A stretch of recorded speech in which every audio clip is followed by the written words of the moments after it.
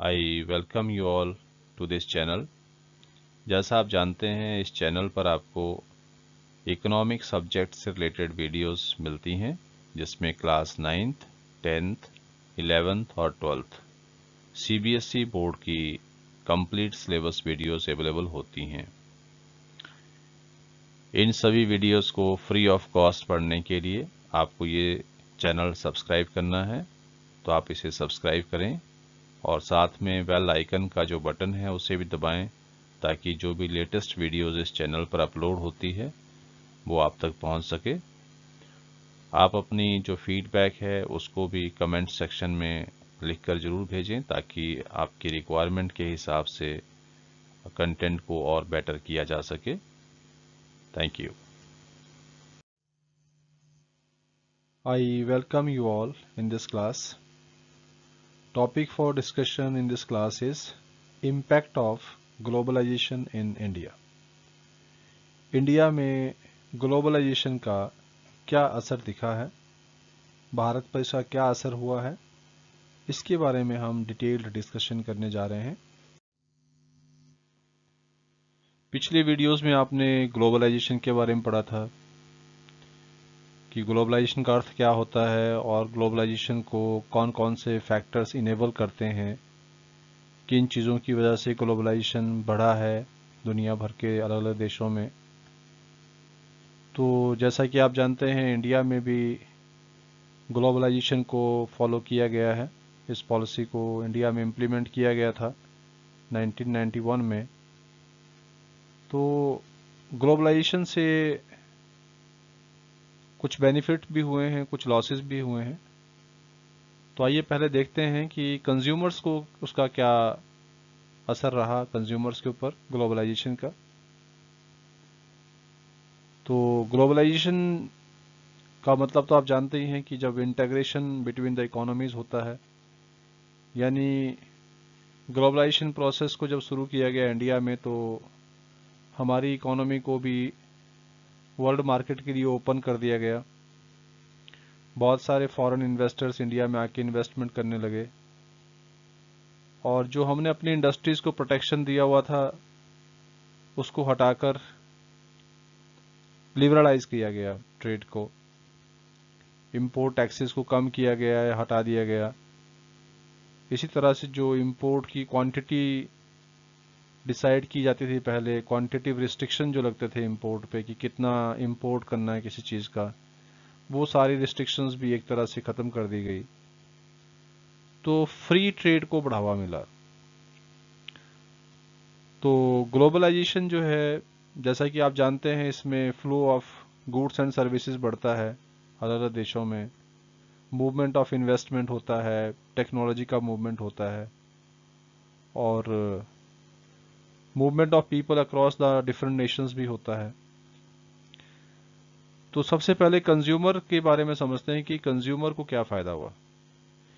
क्योंकि ग्लोबलाइजेशन से जो movement of goods and services है वो बढ़ा है अलग अलग देशों में। हमारे देश में भी बहुत सारी चीज़ें विदेशों से आयात की जाती हैं, इंपोर्ट की जाती है। तो इंडिया में वैरायटी ऑफ गुड्स जो हैं बड़ी हैं। पहले से बहुत तरह के ब्रांड्स आज अवेलेबल हैं इंडिया में, क्योंकि इंटरनेशनल मार्केट से बहुत सारे प्रोड्यूसर हमारे देश में सामान बेचते हैं। बहुत सारे लोग इंडिया में प्रोड्यूस भी करते हैं। जैसा कि हमने पिछले के एग्जाम्पल में पढ़ा भी था कि ग्लोबलाइजेशन के बाद जो है इंडिया में जो कारों की अवेलेबिलिटी है वो भी बढ़ी है। साथ में बहुत सारे ब्रांड्स कारों के अवेलेबल हैं आज। लगभग दुनिया के हर एक मैन्युफैक्चरर की कारें इंडिया में बिकती हैं। तो एक तरह से कंज्यूमर्स के पास जो है वो वैरायटी बढ़ी है, उनके पास चॉइस मेकिंग बढ़ी है अब। इसी तरह हम देखते हैं कि जो मोबाइल फ़ोन्स हैं, या डिजिटल कैमराज हैं, या क्लॉथिंग है, या और बहुत सारी चीज़ों में, ईटेबल्स में भी बहुत सारे ब्रांड्स हैं जो अलग अलग देशों से इंपोर्ट किए जाते हैं। तो today the consumers they have the variety of goods with them. They have many options now. They can purchase any product according to their purchasing power, according to their choice and taste and preferences.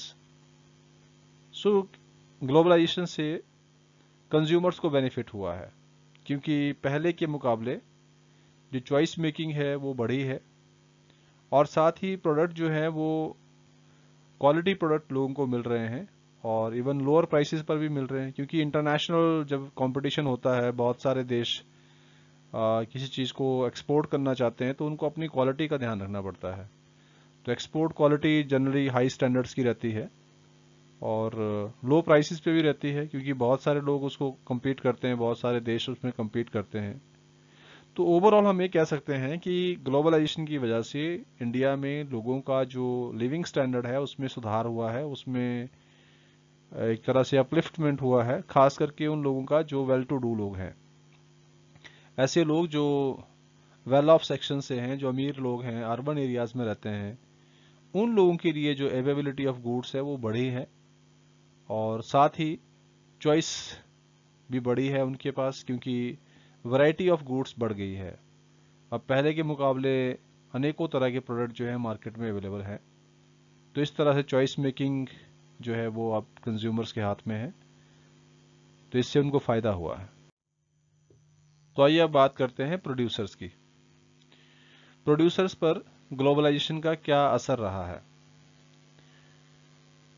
तो अगर हम foreign producers की बात करें तो foreign producers जो हैं, यानी एमएनसी जो है, मल्टीनेशनल कंपनीज, उन्होंने पिछले 30 वर्षों में 1990 के बाद इंडिया में एमएनसीज ने काफ़ी सारा पैसा इन्वेस्ट किया है। बहुत सारी चीज़ों में मल्टीनेशनल कंपनीज ने प्रोडक्शन करना शुरू किया है इंडिया में। तो यहाँ से आप ये कंक्लूड कर सकते हैं कि एमएनसीज जो है वो ज़्यादा पैसा क्यों लगा रहे हैं हमारे देश में, क्योंकि उनको बेनिफिट हो रहा है। अगर एमएनसीज पैसा कमा रहे हैं इंडिया से, तभी तो पैसा लगा रहे हैं यहाँ पे। तो आप देखेंगे कि एमएनसीज ने बहुत सारा जो इन्वेस्टमेंट है वो ऐसे प्रोडक्ट्स में किया है जिसकी इंडिया में बहुत सारी डिमांड है, जैसे कि मोबाइल फ़ोन है या ऑटोमोबाइल है, जिसमें कार्स हैं, टू व्हीलर्स हैं, स्कूटर, बाइक्स वगैरह हैं। इसी तरह इलेक्ट्रॉनिक्स के आइटम्स हैं, सॉफ्ट ड्रिंक्स हैं, कोक, पेप्सी, इनके बारे में आप जानते ही हैं, और भी कई तरह के ब्रांड्स हैं, फास्ट फूड आइटम्स हैं, या बैंकिंग या इंश्योरेंस की सर्विसेज हैं। इन चीज़ों में मल्टीनेशनल कंपनीज ने इंडिया में बहुत सारा पैसा अपना लगाया है, और इन प्रोडक्ट्स को ज़्यादातर इंडिया में जो अमीर लोग हैं वो खरीदते हैं। तो इस तरह से मल्टीनेशनल कंपनीज को एज ए प्रोड्यूसर बेनिफिट हुआ है इंडिया में पैसा इन्वेस्ट करने से।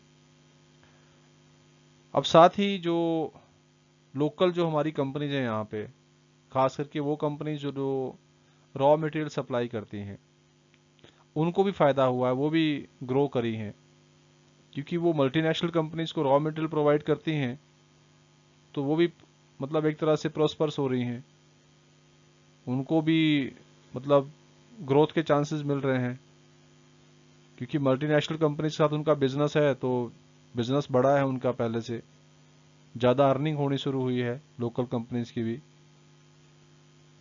खास करके जो कंपनीज रॉ मटेरियल प्रोवाइड करती है मल्टीनेशनल कंपनीज को, वो ज़्यादा ग्रो की हैं। और दूसरी बात यह है कि मल्टीनेशनल कंपनीज के इन्वेस्टमेंट करने की वजह से इंडिया में बहुत सारे लोगों को रोज़गार भी मिला है, नई तरह की जॉब्स जो हैं वो क्रिएट हुई है इंडियन इकोनॉमी में, तो उससे जॉब्स भी बढ़ी हैं कई तरह की सर्विसेज में, और इंडस्ट्रियल प्रोडक्शन में यूथ को एम्प्लॉयमेंट मिला है, तो ये भी बेनिफिट हुआ है। और कुछ हमारी जो टॉप इंडियन कंपनीज हैं उनको भी ग्लोबलाइजेशन से बेनिफिट मिला है, उनको भी बढ़ी हुई कंपटीशन से बेनिफिट मिला है, क्योंकि इन कंपनीज ने लेटेस्ट टेक्नोलॉजीज़ में इन्वेस्टमेंट किया है, जो लेटेस्ट मशीनरी है उसका यूज़ कर रही है कंपनीज, और इससे इन्होंने अपने जो प्रोडक्शन स्टैंडर्ड्स है उसको इन्हेंस किया है, उनको बढ़ाया है। आज ये कंपनी जो है इंटरनेशनल स्टैंडर्ड्स पर compete करने में सक्षम है, और उन्होंने ग्रो भी किया है अपने आप को।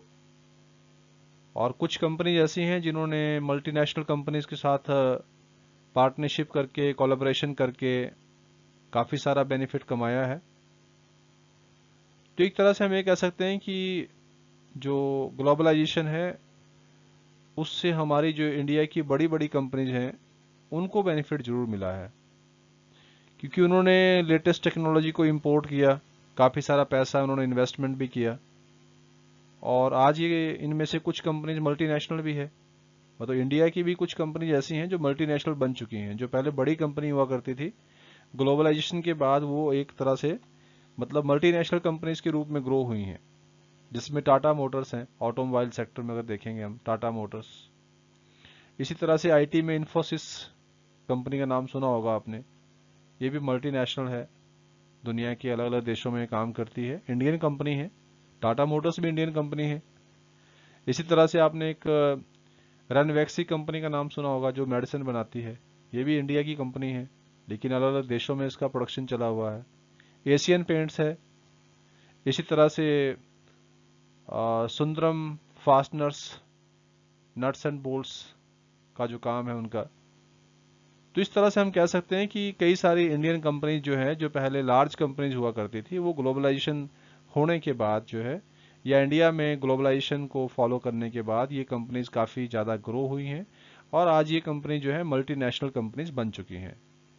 जैसे बहुत सारी मल्टीनेशनल कंपनी हमारे देशों में काम करती है, तो हमारी इंडिया की भी जो मल्टीनेशनल कंपनी है, जिसमें मैंने आपको कुछ नाम बताया अभी, टाटा मोटर्स है, इन्फोसिस है, एशियन पेंट्स है, सुंदरम फास्टनर्स है, तो ये अनेकों और कंपनियां हैं जो अब मल्टीनेशनल बन चुकी हैं। वो इंडिया की कंपनीज हैं बट मल्टीनेशनल बन चुकी है। तो इसका मतलब क्या है कि ग्लोबलाइजेशन की वजह से इंडिया की जो टॉप कंपनीज थी, जो लार्ज साइज की कंपनीज थी, जो पहले से इंडिया में अच्छा परफॉर्म कर रही थी, आज वो ग्लोबलाइजेशन की वजह से इंटरनेशनल स्टैंडर्ड्स पर भी काफ़ी बेहतर कर रही हैं, उनको और ज़्यादा ग्रोथ मिली है। तो ये बेनिफिट हुआ है इंडिया में। ग्लोबलाइजेशन की वजह से सर्विस प्रोवाइडर कंपनीज की भी ग्रोथ बढ़ी है, जैसे कि इंफॉर्मेशन टेक्नोलॉजी इंडस्ट्री, ये काफ़ी ग्रो हुई है ग्लोबलाइजेशन की वजह से, क्योंकि पूरा एक इंटरनेशनल मार्केट मिलता है सर्विस प्रोवाइडर को। तो उस वजह से काफ़ी सारा ग्रोथ हुआ है इस इंडस्ट्री का। खास करके इंडिया में सॉफ्टवेयर डेवलपमेंट का जो काम है वो काफ़ी ज़्यादा बड़ा है, और उससे इंडियंस ने बहुत सारा पैसा कमाया भी है। तो ग्लोबलाइजेशन से इस तरह की जो सर्विस प्रोवाइडिंग जो फर्म्स हैं या इंडस्ट्रीज़ हैं, उनकी भी काफ़ी अच्छी ग्रोथ होती है। जैसे आपने एक एग्जांपल पढ़ा था कि जो एक इंडियन कंपनी है जो लंदन बेस्ड कंपनी के लिए मैगजीन प्रिंट करती है, पब्लिश करती है न्यू दिल्ली ऑफिस में, तो आपने देखा कि ऑर्डर भी ऑनलाइन लिया जा रहा है, और उसका डिज़ाइनिंग भी जो बन रही है वो ऑनलाइन ही उसको अप्रूव करवाया जा रहा है। उसके बाद उसकी प्रिंटिंग होगी और बाई एयर उसको फिर लंदन भेज दिया, और उस काम के लिए जो पैसा मिल रहा है वो भी उसको ऑनलाइन उसके बैंक अकाउंट में ट्रांसफ़र हो रहा है। तो ये सब चीज़ें क्या है कि ये इंफॉर्मेशन टेक्नोलॉजी की वजह से सारी चीज़ें पॉसिबल हो पाई हैं। इस तरह की बहुत सारी इंडस्ट्रीज़ हैं जो ग्रो करती हैं ग्लोबलाइजेशन की वजह से।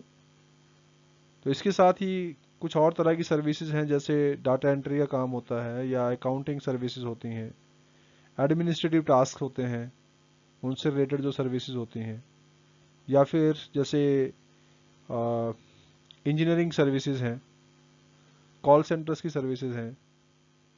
तो ये बहुत सारी कंट्रीज़ में सस्ती जहाँ अवेलेबल होती है, वहाँ से डेवलप्ड कंट्रीज़ को इजीली मिल जाती है। तो डेवलपिंग कंट्रीज़ को भी इससे फ़ायदा होता है। तो अल्टीमेटली हम कह सकते हैं कि जो सर्विस प्रोवाइडर इंडस्ट्रीज़ हैं वो भी ग्रो करती हैं ग्लोबलाइजेशन की वजह से। तो आइए अब समझते हैं कि जो वर्कर्स हैं उनके ऊपर ग्लोबलाइजेशन का क्या इम्पैक्ट रहा है।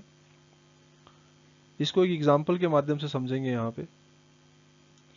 जैसा कि आप जानते हैं कि अभी कुछ बीते हुए वर्षों में इंडिया की चाहे सेंट्रल गवर्नमेंट है या स्टेट गवर्नमेंट्स हैं, सभी की तरफ से स्पेशल एफर्ट्स किए जा रहे हैं कि फॉरेन कंपनीज आकर इंडिया में इन्वेस्टमेंट करें। बहुत सारी स्टेट्स भी अपने लेवल पे कोशिश करती है कि फॉरेन इन्वेस्टर्स आकर उनके स्टेट में इन्वेस्टमेंट करें। सेंट्रल गवर्नमेंट भी एफर्ट्स करती है इस चीज़ के लिए। जैसे अभी आप जानते हैं इंडिया में एक मिशन चला हुआ है मेक इन इंडिया, तो उसके लिए सेंट्रल गवर्नमेंट के लेवल पे भी बहुत सारे एफर्ट्स किए जा रहे हैं। इंडिया में ईज ऑफ डूइंग बिजनेस के लिए काम किया जा रहा है, ताकि फॉरेन इन्वेस्टर्स जो हैं वो पैसा लगाने में दिलचस्पी दिखाए इंडिया में। तो इंडिया ने क्या किया है कि अपने कुछ इंडस्ट्रियल जोन्स, जिनको हम स्पेशल इकोनॉमिक जोन्स भी कहते हैं, उनको आइडेंटिफाई किया है। यानी इंडिया के अलग अलग हिस्सों में जो बैकवर्ड रीजन्स हैं उनको आइडेंटिफाई किया गया है, और वहाँ पर ग्रोथ करने के लिए उन एरियाज़ को ज़्यादा डेवलप किया जा रहा है। उसमें एक तरह की वर्ल्ड क्लास फैसिलिटीज़ को बढ़ावा देने की दिशा में काम किया जा रहा है।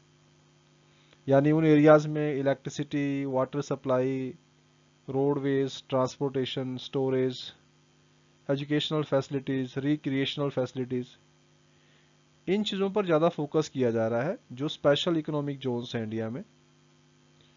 तो साथ में जो ये भी ऑफर्स दिया जाता है गवर्नमेंट ऑफ इंडिया की तरफ से कि जो भी फॉरेन कंपनीज आकर उन एरियाज़ में जो स्पेशल इकोनॉमिक जोन्स हैं वहाँ पर अगर वो इन्वेस्टमेंट करते हैं, वहाँ पर अपना कोई इंडस्ट्री चलाते हैं, कोई प्रोडक्शन यूनिट खोलते हैं, तो उनको 5 साल के लिए जो है वो इनिशियल जो 5 ईयर होंगे, शुरू के जो 5 साल है, उसमें उनको कोई टैक्स नहीं पे करना पड़ेगा। तो उसके लिए जो है सरकार कोशिश कर रही है। साथ ही गवर्नमेंट ने ये भी कोशिश की है कि जो लेबर लॉज है उनको थोड़ा सा फ्लेक्सिबल बनाया जाए, ताकि जो फॉरेन इन्वेस्टर्स हैं वो इंडिया में आकर इन्वेस्टमेंट कर सके। तो जो लेबर लॉज है इसका मतलब क्या होता है? लेबर लॉज का मतलब है कि जैसे श्रमिक जो लोग हैं उनके हितों की रक्षा करने के लिए कुछ लॉ बने होते हैं, कुछ कानून ऐसे बने हैं कि भाई मजदूरों का आप शोषण नहीं कर सकते। तो जैसा कि आपने ऑर्गेनाइज सेक्टर में पढ़ा था, एक जो पिछला हमारा चैप्टर था सेक्टर्स ऑफ इकोनॉमी, उसमें हमने ऑर्गेनाइज्ड और अनऑर्गेनाइज सेक्टर के बारे में पढ़ा था। तो आपने उसमें ये पढ़ा था कि ऑर्गेनाइज सेक्टर में जो रूल रेगुलेशन सरकार के द्वारा बनाए गए होते हैं श्रमिकों के हितों की रक्षा के लिए, उनको फॉलो किया जाता है। तो अभी यहाँ पर जो हम बात कर रहे हैं कि गवर्नमेंट ने अब उन लेबर लॉज में भी कुछ फ्लेक्सिबिलिटी जो है वो देने की कोशिश की है। तो सरकार चाहती है कि ज़्यादा से ज़्यादा इन्वेस्टमेंट इंडिया में आए, फॉरेन इन्वेस्टमेंट, और फॉरेन इन्वेस्टर तभी आएंगे अगर उनको यहाँ ज़्यादा फायदा मिलेगा। तो उसके लिए सरकार ने लेबर लॉज को काफ़ी हद तक फ्लेक्सिबल कर दिया है। यानी कंपनी जब चाहे वर्कर को हायर कर ले, जब चाहे उसको निकाल दे। नंबर ऑफ वर्किंग आवर्स में भी वो अपने हिसाब से चेंजेस कर सकते हैं, और जो वेज रेट है वो भी काफ़ी कम दिया जाता है। ये सारी चीज़ें मल्टीनेशनल कंपनी इसलिए करती है ताकि वो अपनी लेबर कॉस्ट को मिनिमाइज कर सके। लेबर कॉस्ट को कम से कम करने के लिए कंपनी जो है वो लेबर लॉज में ज़्यादा फ्लेक्सिबिलिटी चाहती है। अभी भी वो खुश नहीं है उनसे, जो लेबर लॉज अभी भी हैं जिसमें फ्लेक्सिबिलिटी करने के बाद भी जो अभी हैं हमारे पास, तो मल्टीनेशनल कंपनी चाहती है कि उसको और फ्लेक्सिबल बनाया जाए। लेकिन इससे मजदूरों के हितों की रक्षा नहीं हो रही है। तो आज की डेट में अगर हम देखें तो ग्लोबलाइजेशन की वजह से सबसे ज़्यादा अगर कोई सफ़र कर रहा है, सबसे ज़्यादा अगर कोई नुकसान उठा रहा है, तो वो है मजदूर। और साथ में जैसा मैंने अभी कहा था कि जो छोटे व्यापारी हैं उनका भी बहुत नुकसान हुआ है, क्योंकि वो मल्टीनेशनल कंपनीज के सामने कंपटीशन में खरे नहीं उतरे, वो कम्पीट कर ही नहीं सकते थे, क्योंकि मल्टीनेशनल कंपनी के पास लेटेस्ट टेक्नोलॉजी होती है, ह्यूज इन्वेस्टमेंट होता है, बहुत सारी टेक्निक्स हैं उनके पास जिसके जरिए वो कंपटीशन में बहुत ज़्यादा आगे निकल जाते हैं। तो ऐसे में जो छोटे व्यापारी हैं उनका भी बहुत नुकसान हुआ है, और जो वर्कर्स हैं उनका भी बहुत नुकसान हो रहा है। इन दोनों ही सेगमेंट्स को बहुत बुरा प्रभाव पड़ा है ग्लोबलाइजेशन का इंडिया में। आपकी बुक में एक स्टोरी दी है रवि नाम के एक व्यक्ति की, जो एक स्मॉल स्केल मैन्युफैक्चरर है, कैपेसिटर बनाता है वो। और जैसा आपने इसमें पढ़ना है, ध्यान से पढ़िएगा इसको, कि उसने अपना काम शुरू किया और लगभग 20 लोगों को उसने काम पे भी रख लिया अपने साथ, उनको भी एम्प्लॉयमेंट दिया, काफ़ी अच्छा काम चल रहा था उसका। लेकिन जब मल्टीनेशनल कंपनीज को अलाउ कर दिया तो फिर उसका प्रोडक्शन बिकना बंद हो गया। तो उसके जो फ्रेंड्स थे कई सारे जिन्होंने ऐसा ही काम शुरू किया था, उनको अपनी जो मैन्युफैक्चरिंग यूनिट है उसको बंद करना पड़ा। और अब रवि का जो काम है वो भी काफ़ी डाउन हो गया। अब वो सिर्फ 6-7 वर्कर्स के साथ काम करता है। उसका प्रोडक्शन पहले के मुकाबले आधे से भी कम हो गया है, क्योंकि मार्केट में उसके प्रोडक्ट की डिमांड नहीं रह गई अब। तो खास करके ऐसी फार्म जो बैटरीज का प्रोडक्शन करती थी, या कैपेसिटर का प्रोडक्शन करती थी, प्लास्टिक टॉयज का प्रोडक्शन करती थी, टायर्स का, या डेयरी प्रोडक्ट्स का, या फिर वेजिटेबल ऑयल्स का, तो ऐसी जो स्मॉल स्केल मैन्युफैक्चरर्स थे उनके ऊपर बहुत बुरा असर पड़ा है ग्लोबलाइजेशन का। और एक और स्टोरी आपकी बुक में दी हुई है, इसको भी आप ध्यान से पढ़ें। एक सुशीला नाम की एक महिला है, और दिल्ली में किसी गारमेंट फैक्ट्री में वो काम कर रही थी। वहाँ पर उसको as a regular worker hire किया गया था। तो उसको सारी फैसिलिटीज़ मिलती थी, नंबर ऑफ़ वर्किंग आवर भी फिक्स थे उसके, अच्छी सैलरी भी मिलती थी, पेड हॉलीडेज़ भी मिलती थी, और जो भी बेनिफिट होते हैं पीएफ के या पेंशन स्कीम के, वो सारे उसको मिल रहे थे। लेकिन जब ग्लोबलाइजेशन शुरू हो गया इंडिया में, तो उसकी जॉब चली गई, क्योंकि उसकी फैक्ट्री बंद हो गई। तो उसका रोजगार चला गया, सारी सुविधाएं जो उसको मिल रही थी सब मिलना बंद हो गई। तो अब सुशीला जो है वो 5-6 महीने बेरोजगार रही, उसको कोई काम नहीं मिला। लेकिन बहुत सारे एफर्ट्स करने के बाद उसको अपने घर से काफ़ी दूरी पर एक जॉब मिली, लेकिन वो भी टेम्परेरी जॉब मिली है। वहाँ पर पैसे भी पहले के मुकाबले काफ़ी कम मिलते हैं, सैलरी बहुत कम है, घर से काफ़ी दूर जाना पड़ता है जॉब के लिए। और जो पहले जैसे ऑर्गेनाइज सेक्टर में जो बेनिफिट्स मिलते हैं लेबर को, वो पहले मिल रहे थे सारे उसको। लेकिन जब से उसकी पुरानी जॉब चली गई जो ऑर्गेनाइज सेक्टर में थी, और नई जॉब अब उसको जो मिली है, तो नई जॉब में उसको बेनिफिट नहीं मिल रहे हैं। तो इस तरह से ये केस स्टडी है, एक तरह से आप इसको ध्यान से पढ़ें, सुशीला की जो कहानी है और रवि की कहानी। इस तरह के बहुत सारे लोग जो हैं वो ग्लोबलाइजेशन से प्रभावित हुए बहुत बुरी तरह से।